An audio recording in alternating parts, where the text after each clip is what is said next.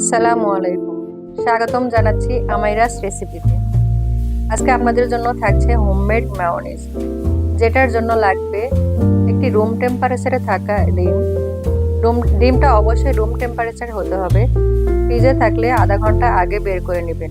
লাগছে 1 table spoon চিনি, 1 teaspoon সাদা ভিনেগার, 1 টিস্পুন লেবুর রস, হাফ টিস্পুন গোলমরিচের গুঁড়া, 1/4 টিস্পুন লবণ, আর লাগছে 1 কাপ সয়াবিন তেল, যেটা আমি 5-7 বারে দিয়ে ধাপে ধাপে ব্লেন্ড করে নেব। 3 থেকে 4 বার ব্লেন্ড করার পর একটু টেস্ট করে দেখবেন লবণ এবং চিনি ঠিক আছে কিনা। যদি আপনাদের কাছে ঠিক না মনে হয় তাহলে আপনারা অ্যাডজাস্ট করে নিতে পারেন।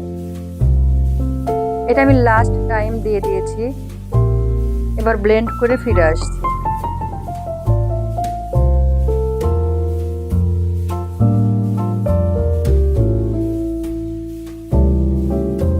আমাদের মেয়োনিজটা হয়ে গিয়েছে।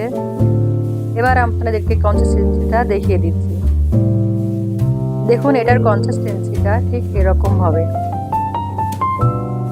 আমাদের মেয়োনিজটা হয়ে গিয়েছে। এবার আমরা এটা একটা জারে ঢেলে নেব। যে কোনো কাঁচের পাত্রে রেখে আপনারা নর্মাল ফ্রিজে রেখে 2 থেকে 3 দিন এটা সংরক্ষণ করতে পারবেন। এখন আপনারা নিশ্চয়ই ভাবছেন এত কম সময়ে মেয়োনিজটা হয়ে গেল।